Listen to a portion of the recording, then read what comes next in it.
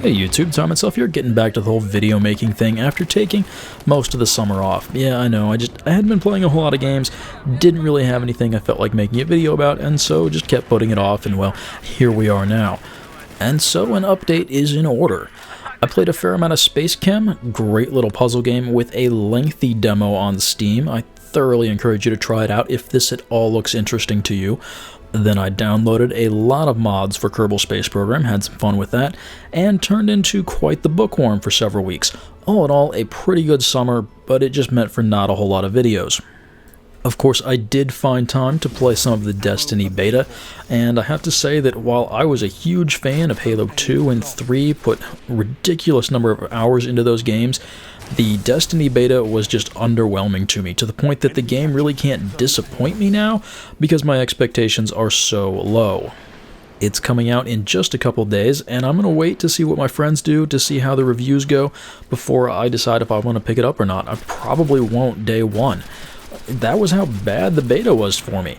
The netcode, especially in the multiplayer, was just abysmal. I mean, we're talking Battlefield 4 level of stuff with mutual kills left and right, and all sorts of funny stuff going on too. I only recorded 3 games of multiplayer, but here, watch these next couple clips, just watch the kill feed, and you'll see that there are mutual kills with guns going on. That really worries me. I don't know what to say about it though. When reviewing footage, it's so bad that for a while I thought it must be just awarding the player that did the most damage to the kill, but then I start seeing other stuff that's even crazier, like people who just don't show up on the kill feed. What's going on with that, Bungie? Huh?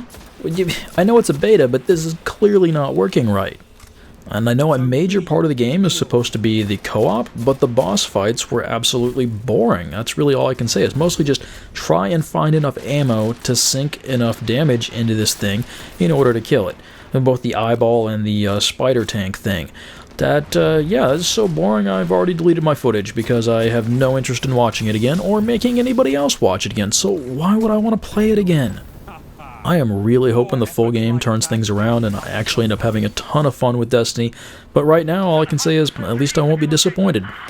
Now, when it comes to Battlefield 4, DICE's early July update seems to have fixed an awful lot of the problems. Things like the crashing on Dawnbreaker, field upgrades not carrying over between rounds, a fair number of things, and I'd say the game is probably about where it should have been when it launched. It's not exactly high praise, but it's good, okay? At this point, I'll take what I can get. A lot of publishers, developers would have given up. Maybe not even canceled the DLC after giving up, but considering DICE and EA are still putting out DLC, I guess you kind of expect them to keep working on fixing the game. Of course, there are still issues, things like the gun sounds being out of sync.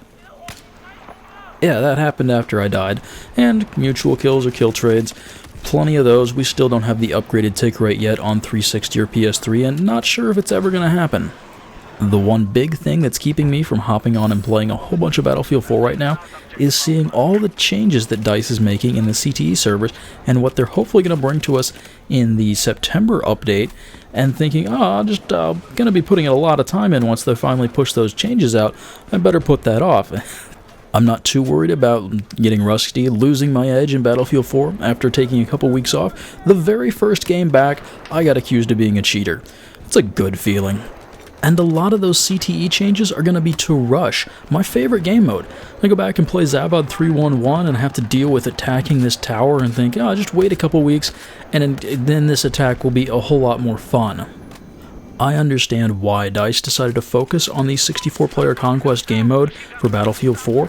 With the new consoles that can support it, if it got really popular, it could really hook people in and be something unique to Battlefield that would keep bringing people back.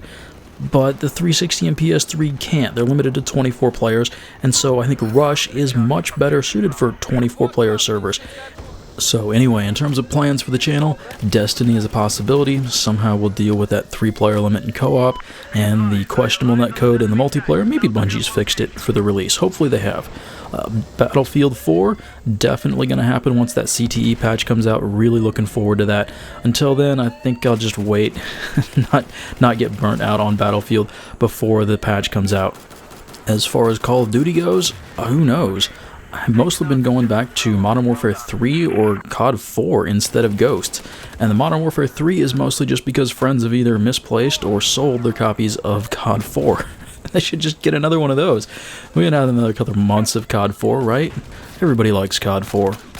Advanced Warfare, well, at least they've acknowledged they're not trying to remake the same feel as COD 4. They're trying to make the game faster. So I appreciate they're trying something different. Who knows how it works out.